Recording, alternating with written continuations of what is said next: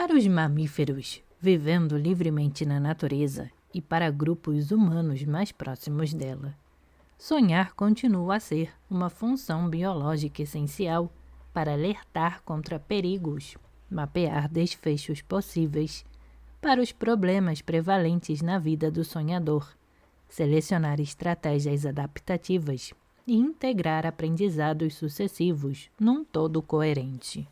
O sonho é um momento privilegiado para prospectar o inconsciente, agregando pistas sobre os riscos e oportunidades do ambiente, muitas delas subliminares, mas ainda assim possíveis de serem integradas numa impressão geral do que pode vir a ocorrer.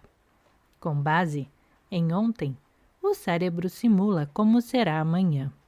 O sonho pode, portanto, ser considerado um teste de hipóteses em ambiente de simulação, com ciclos de fortalecimento seletivo, de memórias durante o sono de ondas lentas, estocagem genômica, disparada no início do sono REM e reestruturação de memórias em longos episódios de sono REM, realizando a cada noite vários ciclos consecutivos de mutação e seleção de memórias. O cérebro, adormecido, consolida as melhores estratégias que é capaz de conceber em sonho. As evidências convergem para a noção de que os sonhos de mamíferos são simulações probabilísticas de eventos passados e expectativas futuras. A principal função dessas simulações seria testar comportamentos inovadores específicos contra uma réplica de memórias do mundo, em vez do próprio mundo real, levando ao aprendizado sem risco. Esta conjectura é uma generalização da teoria da simulação onírica de ameaças de Ravenswood e Vallée, segundo a qual os sonhos podem simular ações que levam a consequências indesejáveis e, portanto, devem ser evitadas no mundo real. Por exemplo, sofrer predação. É necessário estender o raciocínio às ações que levam a um resultado desejável e, portanto, devem ser realizadas no mundo real. Por exemplo, encontrar alimentos ou parceiros sexuais férteis. Uma investigação de conteúdos mentais durante o sono REM revelou que mais de 70% dos relatos incluíam emoções com uma proporção equilibrada entre emoções positivas e negativas. A noção de que os pesadelos evoluíram como uma forma de modular negativamente as simulações de comportamentos perigosos, enquanto os sonhos prazerosos correspondem à associação de prazer, recompensa, com simulações de comportamentos especialmente adaptativos. É análoga aos conceitos de Ero e Thanatos, propostos por Freud como pulsões de vida e morte. Diante da enorme quantidade de variáveis não controladas, a simulação onírica frequentemente erra suas previsões. Vez por outra, entretanto, a simulação calha de coincidir com a realidade. E aí, o sonhador constata que o oráculo de fato pode, sob certas condições, fazer predições corretas. O sonho funciona, portanto, como um oráculo probabilístico, não muito diferente do que se acreditava na antiguidade em termos de suas consequências para o sonhador, mas bastante diferente quanto à sua natureza.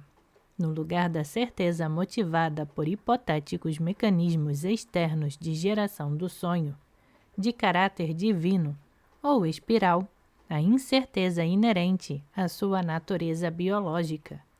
As imagens oníricas não revelam, portanto, o destino do sonhador amanhã, mas apenas seu rumo aparente hoje.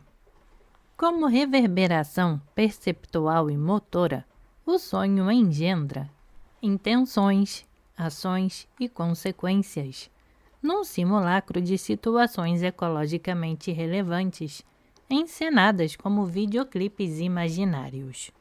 Como narrativa associativa, o sonho expressa com seus símbolos explícitos ou implícitos não apenas o que o sonhador deseja, mas suas próprias avaliações de risco. Usando essa lente psicobiológica, como podemos compreender o que teria ocorrido a Constantino e Touro Sentado? Seria uma tautologia dizer que seus sonhos previram o futuro, pois provavelmente só os conhecemos porque o futuro lhes sorriu. Oráculos probabilísticos funcionam a posteriori e evidentemente tendem a ser mais lembrados quando calham de dar certo. Mais do que antecipar uma vitória por intervenção divina, o sonho de Constantino propunha uma prova de fé na nova religião, através do uso da insígnia do Filho, de seu poderoso Deus único. Para entender os benefícios militares dessa conversão, é importante considerar que o cristianismo já era bastante influente entre os soldados e oficiais do exército romano, quando Constantino se converteu. Aderir à religião das próprias tropas, na iminência de uma batalha decisiva contra um inimigo mais numeroso, foi uma resposta bastante adaptativa para o imperador duramente contestado em longas e custosas guerras civis. A elucidação de qualquer sonho passa pela identificação do desejo dominante do sonhador.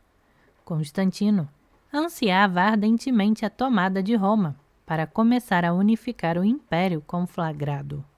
Às portas da capital do mundo, ele necessitava mais do que nunca do furor místico de suas legiões.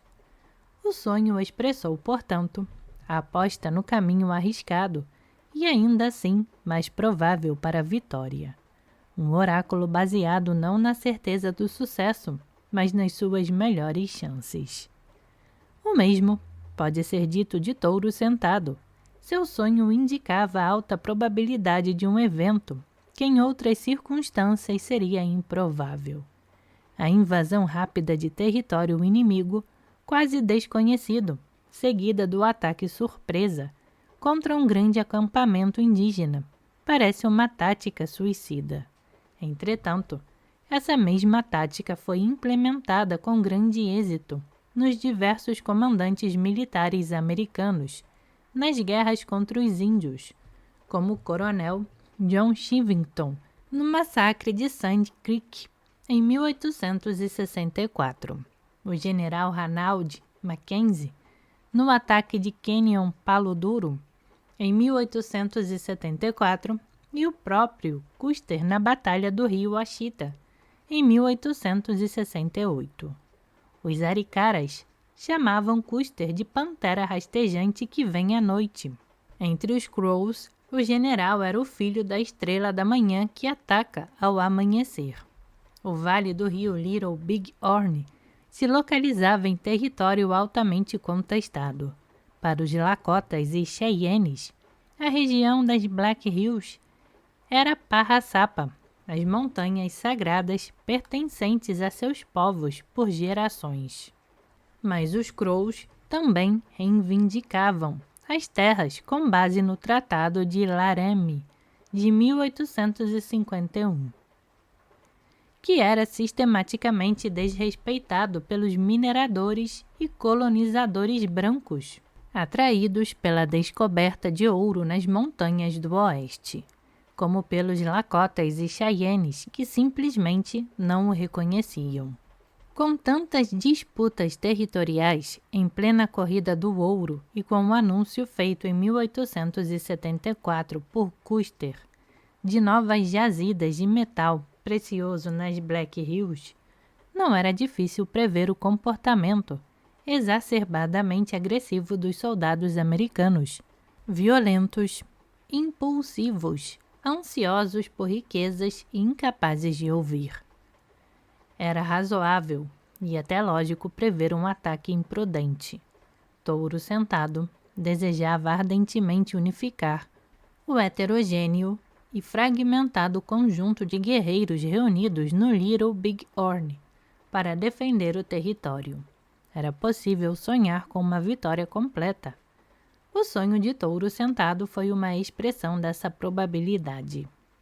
Avaliar o sucesso do sonho premonitório de Touro Sentado depende do intervalo de tempo considerado. No verão de 1876, o sonho pareceu a expressão de um destino manifesto do povo das pradarias, um sinal claro da proteção do grande espírito contra os belicosos invasores. Touro Sentado e Cavalo Louco experimentaram o gosto de conseguir aquilo em que tantos outros povos indígenas fracassaram: barrar a invasão. O domínio do combate montado permitiu aos Lakotas sonhar com a vitória sobre o invasor de uma forma que nem os Incas nem os Aztecas passaram perto de conseguir. Com seus mustangues ariscos, flechas certeiras, escassas armas de fogo e mística coragem, os Lakotas jogaram contra os brancos a sagacidade da raposa, a audácia do urso e a sabedoria do texugo. Mas poucos meses depois da batalha de Little Big Horn, sob rigoroso inverno, foi a mão pesada do grande pai branco em Washington que se fez sentir dolorosamente. Se Nuvem Vermelha venceu a primeira guerra dos Lakotas contra os brancos, Touro Sentado venceu a última, pois tudo o que veio depois foi a desgraça de seu povo. O Congresso americano respondeu à derrota humilhante de Custer com a Lei de Dotações Indígenas, que cortou todas as rações alimentares até que terminassem as hostilidades e que as Black Hills fossem definitivamente cedidas. Parraçapa foi invadida por grandes contingentes militares deslocados para derrotar a insurreição. Enregelados, fustigados e famintos, muitos indígenas pereceram ao longo de um inverno duríssimo, menos de um ano após a Batalha de Little Big Horn, na primavera de 1877. Os principais chefes, Lakotas e Cheyennes do Norte, já haviam se rendido. Em maio, Cavalo Louco se entregou e Touro Sentado fugiu para o Canadá, com centenas de seguidores. Em setembro, sob custódia, Cavalo Louco foi assassinado por um soldado. O sonho de Touro Sentado teve perfeita validade premonitória no dia da batalha, com consequências aparentemente auspiciosas para os índios por algumas semanas, seguidas por um verdadeiro pesadelo. Após anos de fome nas pradarias geladas do Canadá, desprovidas de bisões pela matança indiscriminada, promovida pelos caçadores de pele com seus rifles de longa distância, Touro Sentado e seu povo regressaram aos Estados Unidos e se renderam, aceitando viver dentro de uma reserva. Mesmo velho e derrotado, Touro Sentado continuou a ser um estorvo para as autoridades, viajando pelos Estados Unidos como estrela dos shows do Velho Oeste de Buffalo Bill, sempre disposto a declarar publicamente sua avaliação sobre a deplorável civilização branca. Ficava chocado com a abundância de pessoas sem teto nas ruas das grandes cidades e foi visto dando esmolas a mendigos famintos. Em 1890, aos 59 anos, foi preso e assassinado, sob custódia, atingido por tiros disparados por policiais indígenas.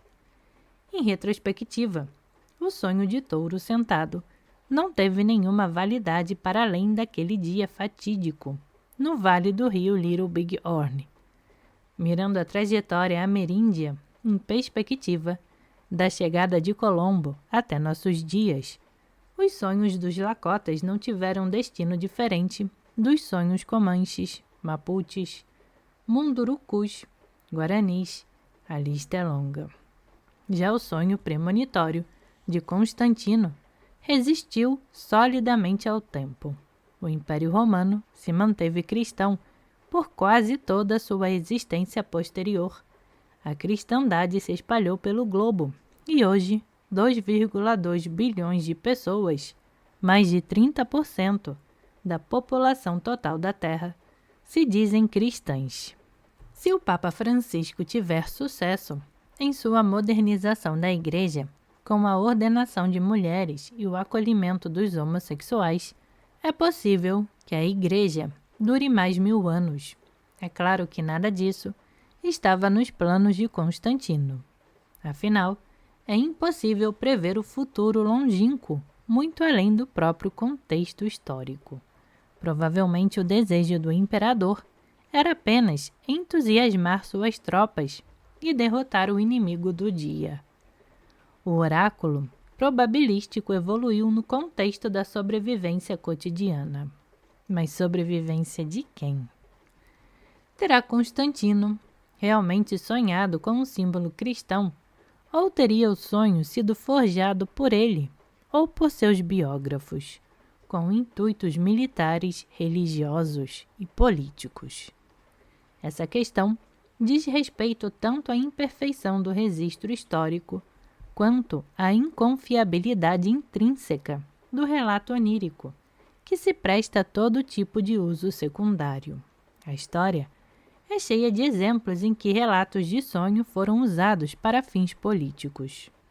Públio Cornélio Cipião Africano, um dos maiores generais de todos os tempos, vencedor da Segunda Guerra Púnica contra Cartago, ascendeu ao poder ainda bem jovem, graças à manipulação política de relatos oníricos. Nas eleições para edil, em 213 a.C., o irmão de Públio era candidato. Como este não parecia ter muito apoio popular, Públio relatou a sua mãe 2 sonhos proféticos em que ambos os irmãos eram eleitos. A mãe abraçou a suposta revelação com fervor e apoiou a candidatura de Públio, através de sacrifícios aos deuses e da entrega ao filho de uma toga branca. Públio foi aclamado no fórum ao lado do irmão e ambos foram eleitos. Públio continuou a espalhar que os deuses falavam diretamente com ele em sonhos, manipulando tal crença em momentos decisivos de sua trajetória.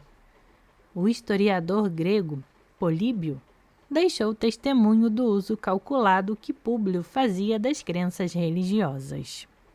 Não devemos acreditar que Públio entregou à sua própria pátria um império, como fez, guiado por sugestões de sonhos e presságios.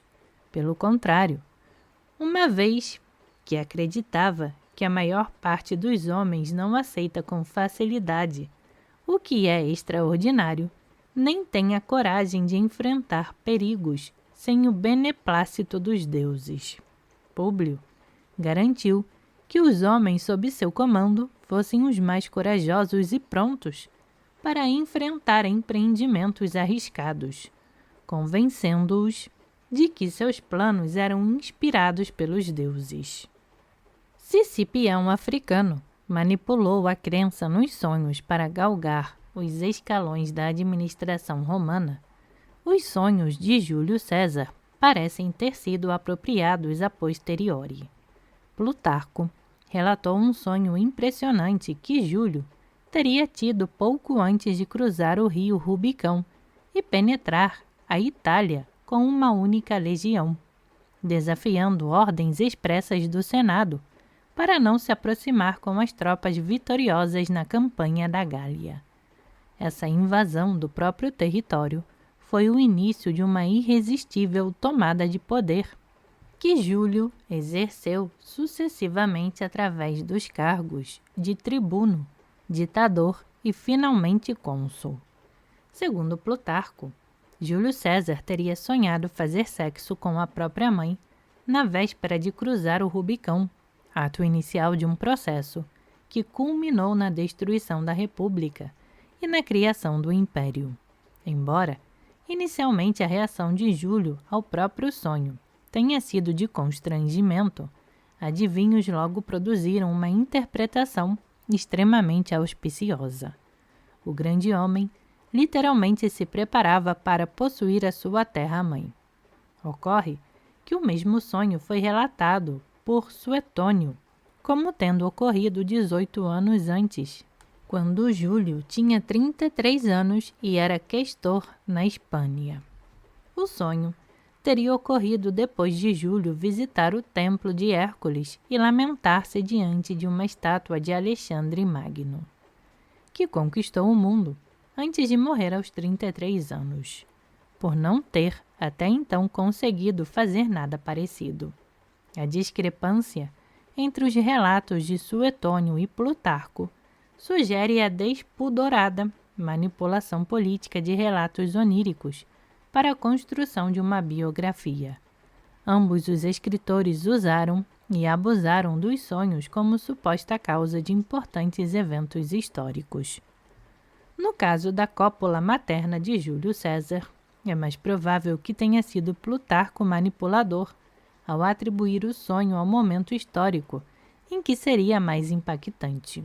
Com que propósito teria sido feita essa manipulação? Favorecer Júlio César na demonstração de um destino anunciado? Ou mostrá-lo como um homem sem escrúpulos capaz de tudo? Ou ainda, simplesmente apimentar o enredo de uma narrativa já saborosa? Plutarco costumava atribuir aos sonhos múltiplos significados, o que lhe permitia delinear com mais liberdade os traços característicos dos biografados. Talvez a pergunta mais relevante a fazer seja outra. O que tem os sonhos de tão fantástico que a eles pode ser atribuída qualquer crença? Como evoluiu esse oráculo cego, mas ainda assim tão direto e certeiro quando convém? Façamos uma retrospectiva rápida. Há centenas de milhões de anos, os sistemas nervosos se tornaram capazes de lembrar o que ocorre ao organismo como um todo. Isso permitiu que eles evoluíssem no sentido de simular, na vigília e em tempo real, o futuro mais provável no que concerne às necessidades fundamentais do indivíduo. A capacidade de prever o futuro imediato fica evidente no sapo que pega o mosquito em pleno voo por antecipação de seus movimentos. Mas o sapo muito provavelmente não tem consciência disso, no sentido de ter uma representação do eu capaz de comentar continuamente seus próprios sucessos e insucessos, e assim criar uma narrativa da própria vida, aberta à edição da vaidade, orgulho, receio, ironia, compaixão ou objetividade fleumática. A despeito da existência de sono REM em répteis e aves, tudo indica que foi apenas nos mamíferos que se expandiu o estado mental do sonho como espaço de trabalho, ativo por muitos minutos no animal que dorme, capaz de simular as ações do eu sonhador sem despertar o corpo. Na medida em que realiza ou não o desejo dominante, a simulação onírica permite reforçar ou inibir comportamentos com base em seus prováveis efeitos no ambiente. Ao simular objetos de desejo e aversão, o sonho passou a representar ocasionalmente o que de fato acontecia. Esse oráculo biológico, cego para o futuro e clarividente quanto ao passado, mas mesmo assim capaz de simular futuros possíveis, é tão certeiro quanto menor o número de variáveis envolvidas e maior a relevância da predição. Em outras palavras, o oráculo funciona melhor quando o número de futuros alternativos é restrito, mas a importância dos possíveis desfechos é grande. Mamíferos que têm muito sono REM, primatas, felinos, canídeos, se caracterizam por ocuparem posições elevadas na cadeia alimentar, seja por grande potencial de predação, tigre, seja por organização social cooperativa, chimpanzés, ou ambos, lobos. Animais que ocupam posições baixas na cadeia alimentar, dormem menos e têm menos sono REM do que os predadores. É difícil dedicar muito tempo ao sono quando se é caçado.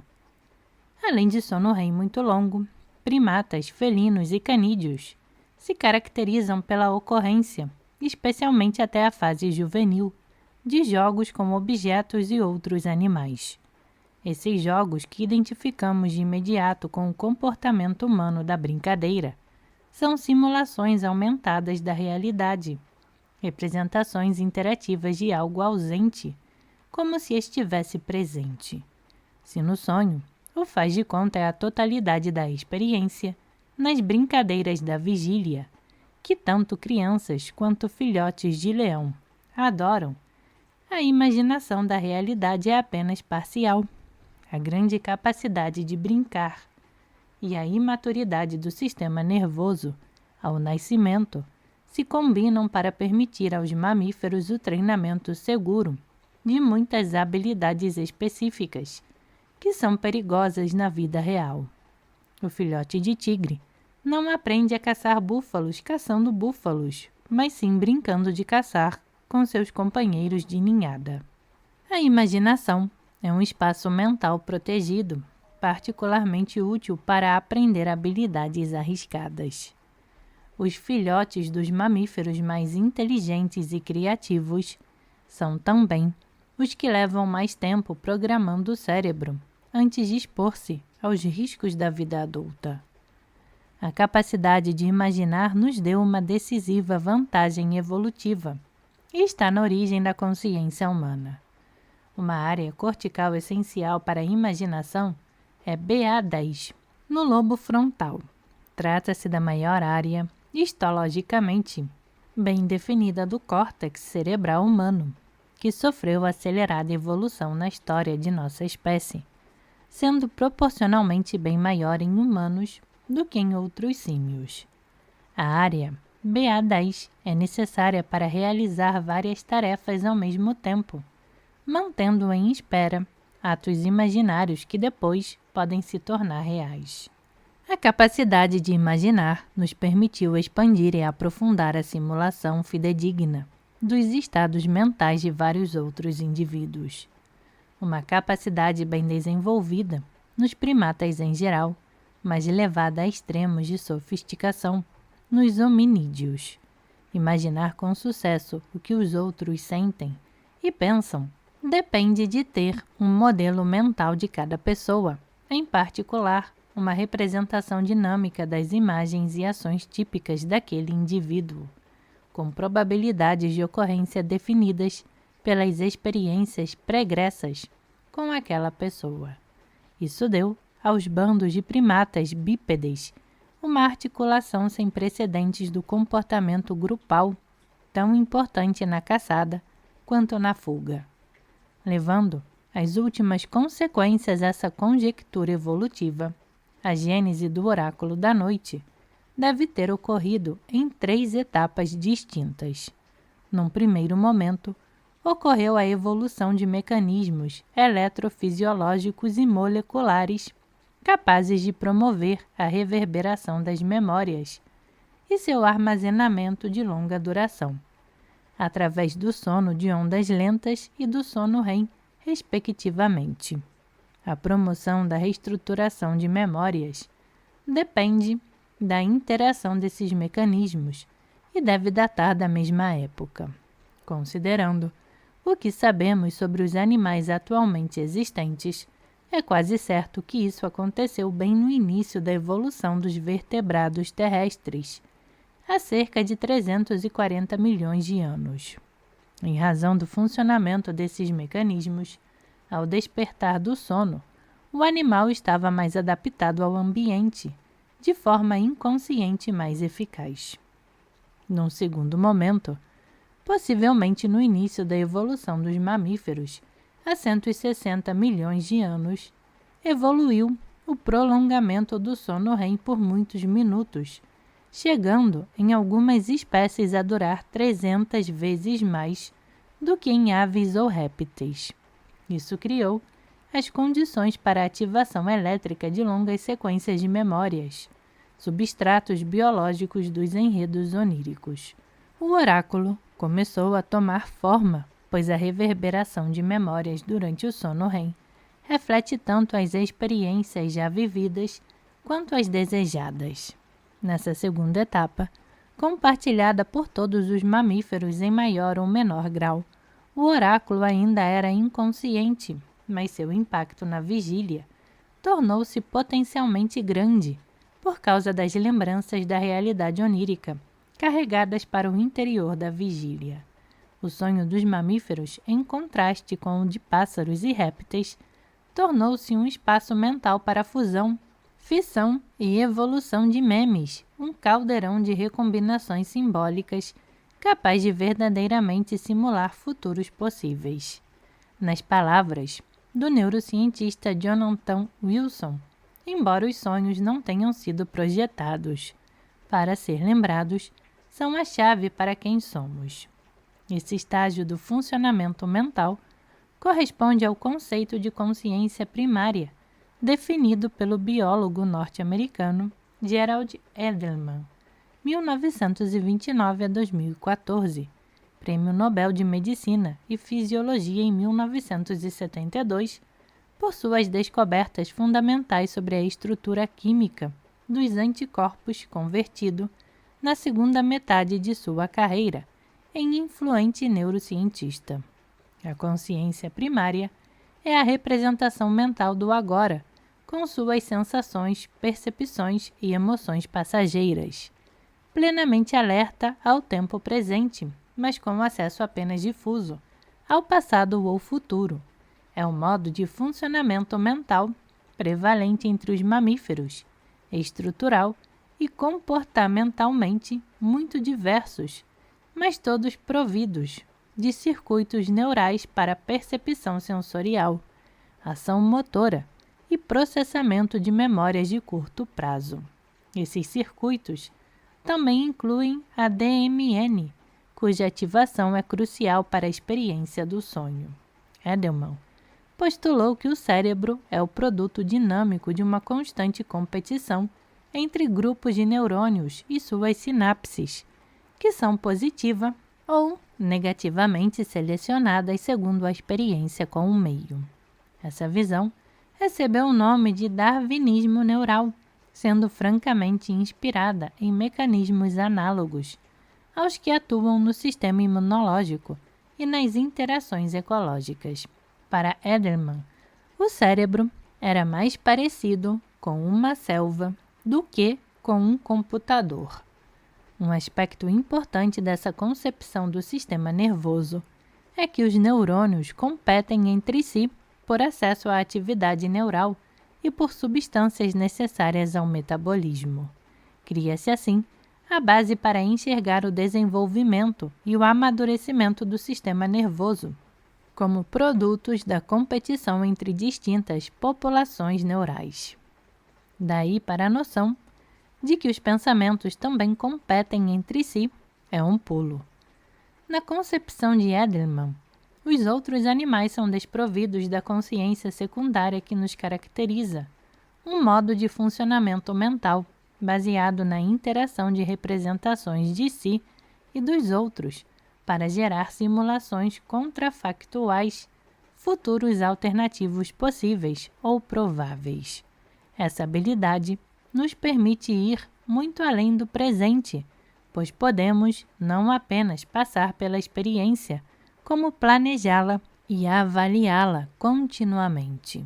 Se a imaginação é um sonho direcionado pela volição consciente, mas de baixa intensidade, um sonho desperto mantido tênue pela barragem de percepções, o sonho propriamente dito pode ser muito mais intenso, mesmo sem ser direcionado pelo desejo consciente. Mas afinal, o que é a consciência? Em busca de compreender os mecanismos que geram a experiência consciente, os neurocientistas franceses Stanislas Dehaene, Lionel Nachache e Jean-Pierre Changeux realizaram uma série de experimentos extremamente reveladores que se tornaram clássicos. Eles mostraram que quando uma pessoa é estimulada com imagens muito tênues, no limite entre a percepção e a não percepção, o que determina se uma imagem específica será vista, conscientemente ou não, é o espalhamento da ativação neuronal para regiões bastante distantes da região de entrada de informações no córtex cerebral. Durante os primeiros 200 milissegundos, após o estímulo, o processamento neuronal ocorre em redes de processamento espacialmente restritas, bem específicas da modalidade sensorial do estímulo, visão, audição e etc. No intervalo de tempo seguinte, chegando a quase 1 segundo depois do estímulo, a ativação pode diminuir até desaparecer ou, ao contrário, espalhar-se. Quando desaparece, a imagem nunca chega a ser conscientemente percebida e dizemos que o estímulo foi subliminar. Entretanto, quando ocorre o espalhamento da atividade por praticamente todo o córtex cerebral, a imagem passa a ser percebida conscientemente. Curiosamente, em pacientes esquizofrênicos, o processamento subliminar está preservado, mas o acesso consciente é reduzido. Entre as várias teorias que tentam explicar a consciência, a hipótese do espaço neuronal global, formulada pelo neurobiólogo holandês Bernard Baars, é estendida por Dan Nakache e Chang-Zhou. É a que explica a maior quantidade de achados experimentais.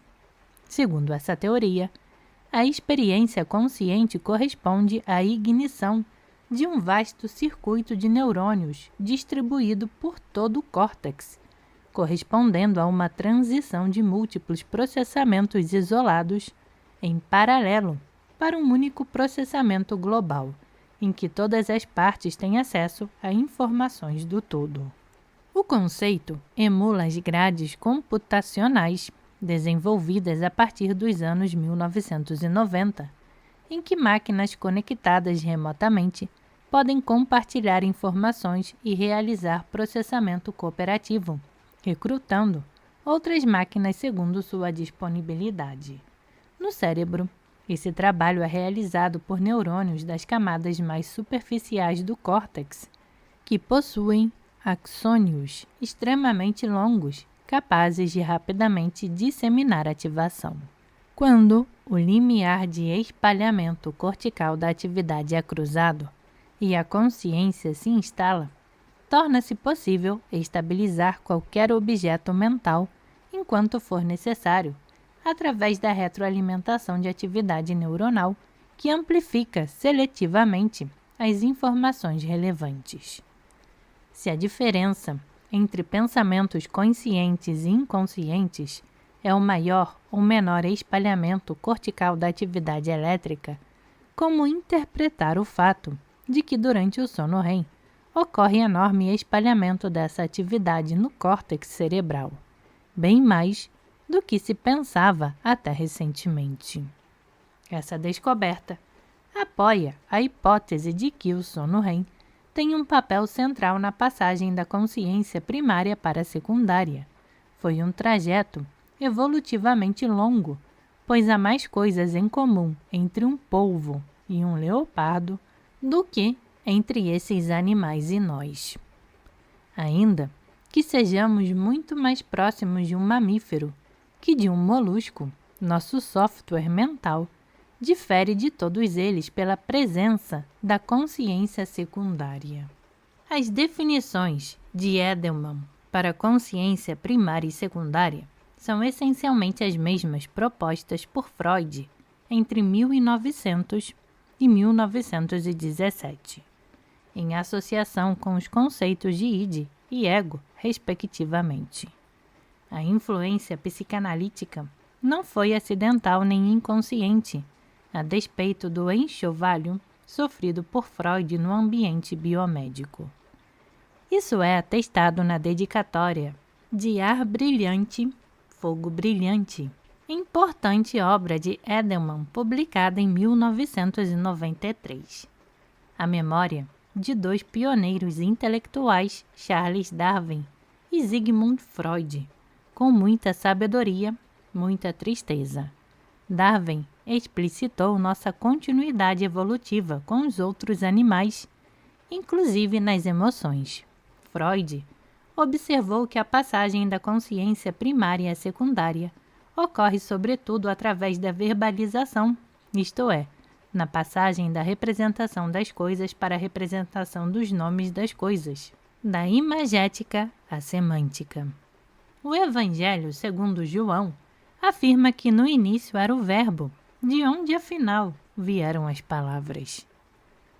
Ainda que a comunicação vocal seja amplamente disseminada entre vertebrados terrestres, apenas grupos muito específicos de animais conseguem aprender os signos usados nessas interações. Chimpanzés, livres na natureza, produzem complexas misturas de sons e gestos que, pouco a pouco, a ciência começa a desvendar. Em cativeiro, nossos primos mais próximos aprendem a usar signos arbitrários para se referir a dezenas de objetos e ações diferentes, expandindo enormemente sua capacidade de comunicação com os seres humanos.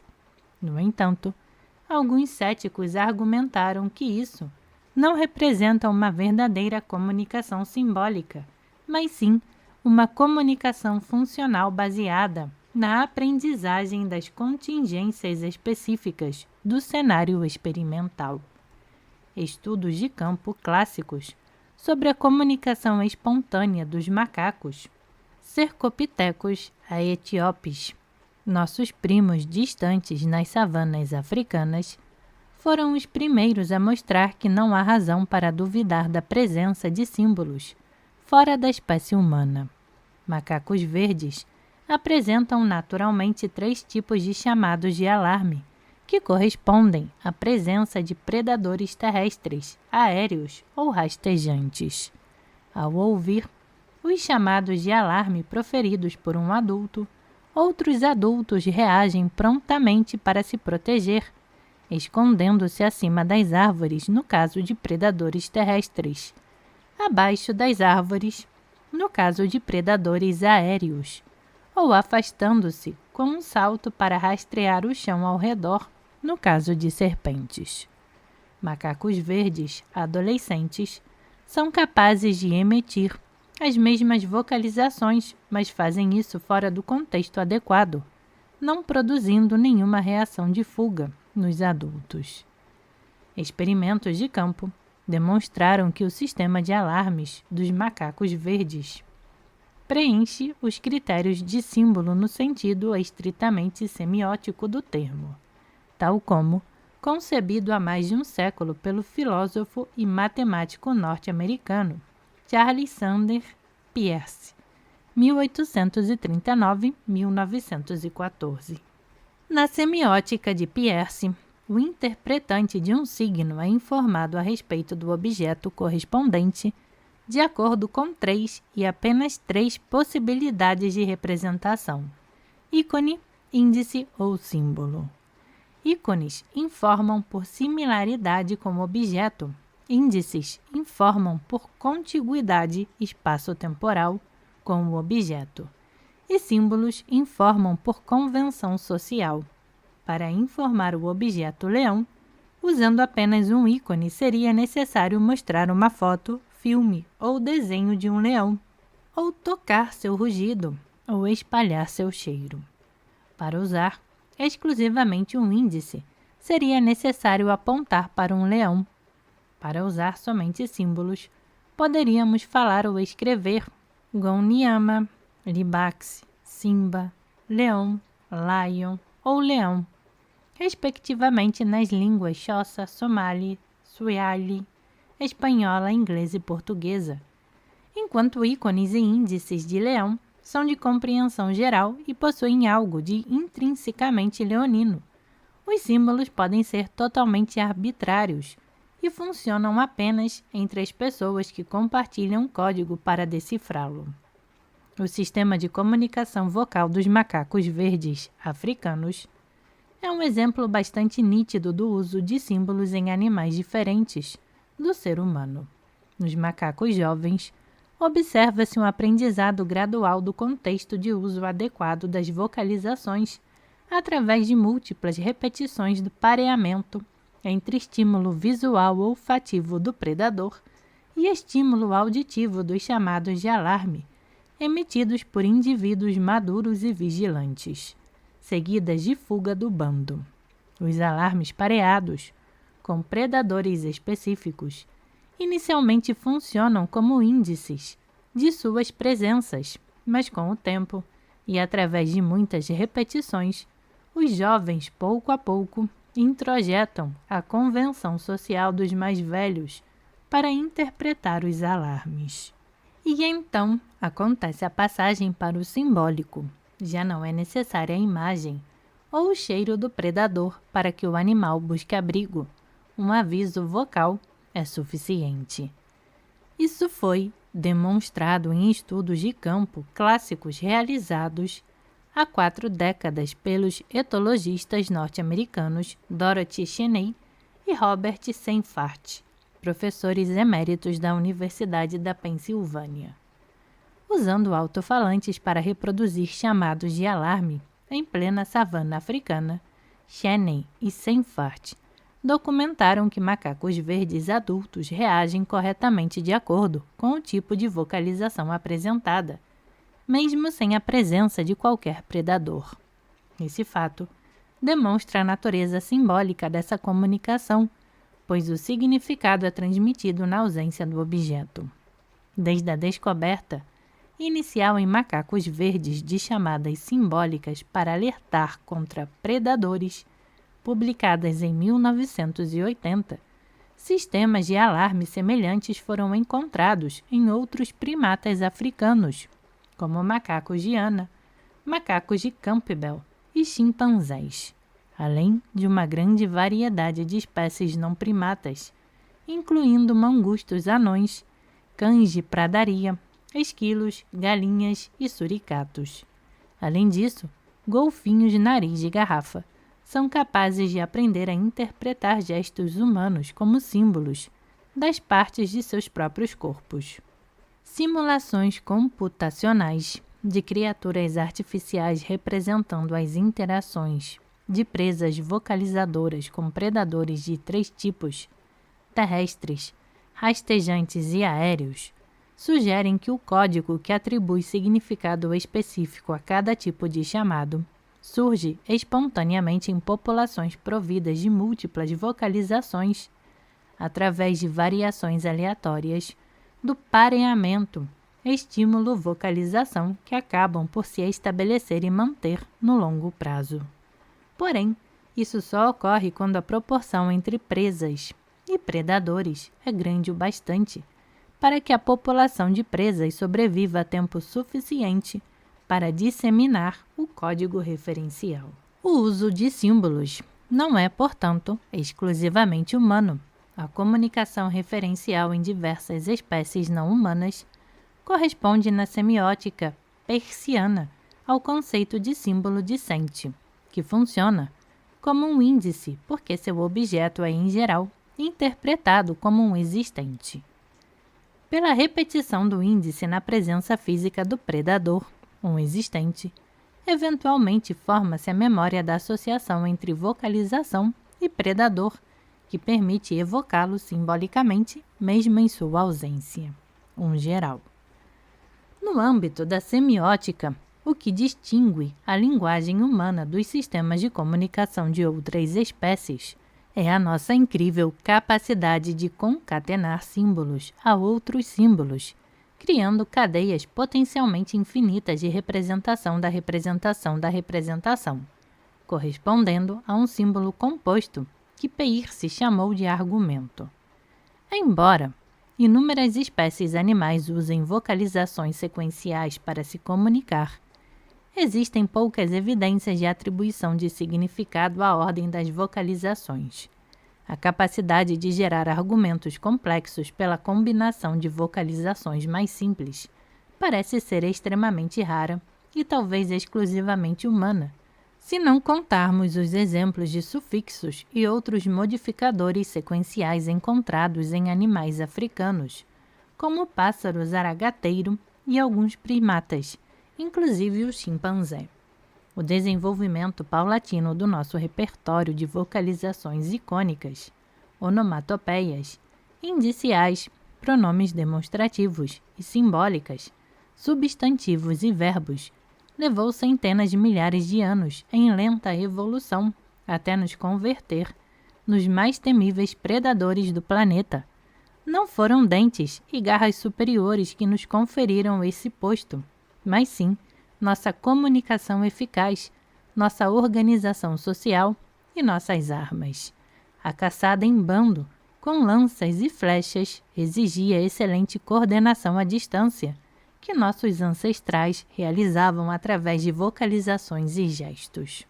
O papel da linguagem na evolução humana é inegável, mas é óbvio que ainda faltam muitas peças desse quebra-cabeça até compreendermos o percurso acelerado pelo qual repertórios simbólicos muito restritos em seus significados deram origem à explosiva riqueza referencial das línguas atuais. De leão e zebra, até nomes próprios como enheduana, de verbos simples como andar, até palavras como porquê, alma, zero e internet, transcorreu uma enormidade de processos mentais, comprimida num intervalo de tempo bastante curto, em comparação com a evolução anatômica da espécie. A passagem do mundo dos ícones e índices para o uso dos símbolos arbitrários e seus sofisticados argumentos correspondeu à atribuição de peso cada vez maior à opinião alheia. Não é preciso ver o leão, basta escutar a vocalização emitida por quem o viu. O significado dos signos tornou-se cada vez mais dependente do consenso social, criando uma sobrevalorização humana das crenças coletivas. Foi o princípio da capacidade de simular e predizer os estados mentais de outros indivíduos. Aquilo que, em jargão neurocientífico, chama-se teoria da mente. O salto cognitivo da linguagem simbólico-argumental mudou para sempre nossa interação com o mundo, alterando radicalmente nossa relação com o sonhar. Em algum momento do Paleolítico, surgiu o relato das experiências vividas pelas pessoas, tanto na vigília quanto no sonho. O que antes era uma experiência estritamente privada, capaz de influenciar as emoções e atos do sonhador, sem que ninguém mais pudesse saber ou entender, paulatinamente passou a constituir uma experiência grupal.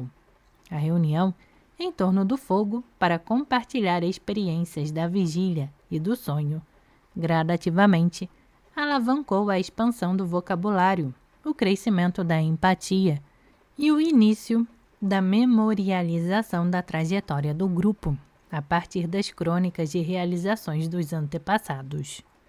Os memes se tornaram cada vez mais longos e complexos, formando vastos conglomerados de memórias que incluíam representações cada vez mais rebuscadas de eventos passados e futuros, de palavras novas e de pessoas já falecidas. Essa foi uma condição fundamental para o surgimento do conceito de linguagem familiar, base afetiva da linha do tempo, que relembra a origem do clã. Aqui, chegamos ao fim do terceiro momento crítico para a erupção de nossa consciência, o nascimento de um novo universo mental, envolvido não apenas com o presente, mas com o passado e o futuro, habitado pelos ancestrais e por espíritos de animais muitíssimo perigosos, mas muito saborosos. Seres desejados e temidos, abatidos ou por abater, capazes de mobilizar a atenção de nossos ancestrais a ponto de serem obsessivamente retratados nas pinturas rupestres. Todo animal tem como horizonte de futuro a próxima refeição, o próximo ataque do predador, o próximo acasalamento, mas os homídeos deram um salto quando começaram a operar com pensamentos sobre pensamentos, a usar objetos mentais como ferramentas para operar sobre outros objetos mentais e assim simular não apenas a realidade, mas sua ação sobre ela. Antecipando os movimentos de grandes herbívoros migratórios no curso das estações do ano, as caçadas paleolíticas muitas vezes envolviam o encurralamento dos animais ou sua condução temerária, até serem empurrados para a morte nas bordas de falésias. Também foi a capacidade de imaginar o futuro e recombinar objetos mentais que permitiu o desenvolvimento da tecnologia da pedra lascada, que permitia confrontar, abater, limpar e cortar a caça.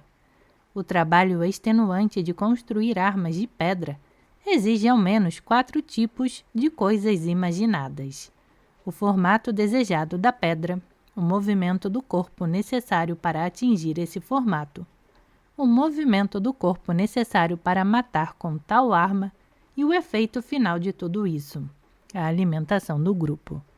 A atividade de coleta de vegetais, moluscos e insetos também exige imaginar como encontrá-los e retirá-los de seus invólucros ou tocas. Macacos prego usam pedras para quebrar cocos.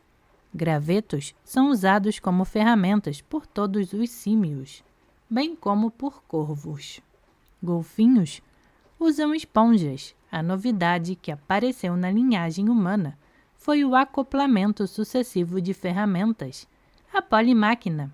Inicialmente, esse processo foi lento e o acúmulo cultural de uma geração para outra quase imperceptível.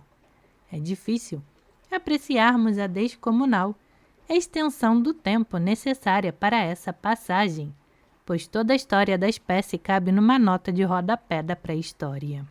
Das rudimentares pedras lascadas, de tecnologia Oldowan, iniciada há cerca de 2,6 milhões de anos, até os machados de mão bifaciais que caracterizam a tecnologia auxiliana, iniciada há cerca de 1,7 milhões de anos, coube uma imensidão de horas em que o acúmulo cultural entre gerações sucessivas foi quase nulo. Daí para a tecnologia mousteriana, caracterizada pela elaborada produção de pontas afiadas e múltiplas superfícies cortantes, iniciada há cerca de 160 mil anos. Foi despendida outra quase eternidade no trabalho duro de lascar pedras para obter ferramentas. Mas assim mesmo, apesar de tamanha inércia cultural, o avanço ocorreu. Formas de pensamento cada vez mais complexas foram evoluindo lentamente, transformando o viver humano para sempre. A descoberta de que as pinturas rupestres no interior das cavernas ocorrem em locais acusticamente distintos, segundo o tipo de animal representado, com atenuação dos sons, no caso dos predadores, e amplificação dos sons, no caso de presas com cascos. Sugere uma sofisticada combinação de arte, técnica e magia, para, através da manipulação dos ecos, motivar nossos ancestrais paleolíticos a empreender suas perigosas caçadas. Das primeiras pedras brutas de 3 milhões de anos atrás, até as finas pontas encontradas, pouco antes do advento da metalurgia, há cerca de 40 mil anos, transcorreu um longo processo de aquisição de movimentos manuais específicos, capazes de gerar superfícies cortantes, perfurantes e concussivas. Inúmeras vezes, a cultura de grupos individuais se perdeu na escuridão da derrota para a predação e a escassez de alimentos. A persistência e aprimoramento da técnica ocorreram nas idas e vindas da transmissão cultural do Paleolítico, nos primórdios da catraca cultural humana. A otimização da tecnologia de pedra lascada levou cerca de 3 milhões de anos para acoplar-se a uma vara, transformando-a em lança. Deve ter sido enorme a dificuldade de estabilizar a pedra na ponta, tão firme a ponto de poder furar o couro resistente de um auroque, enorme ancestral dos bovinos, extinto há menos de 500 anos. A invenção da lança e o desenvolvimento da comunicação verbal rica e flexível, capaz de organizar caçadas em tempo real, mas também de planejá-las, utilizando o relevo como parte de armadilhas produzidas por gritos, movimentos e fogo, levaram nossos ancestrais ao topo da cadeia alimentar. Os humanos se tornaram tão letais que sobrou pouco, hoje em dia, da megafauna do Pleistoceno. Depois que inventaram a lança, nossos ancestrais demoraram 400 mil anos para chegar a outra ferramenta revolucionária, em que pelo menos 3 elementos precisam funcionar juntos: o arco de madeira, a corda esticada e a flecha certeira. Quem terá tido essa ideia pela primeira vez?